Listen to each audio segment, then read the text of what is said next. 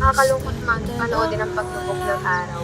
Pero Pepe, baka ito talaga ang tandaan.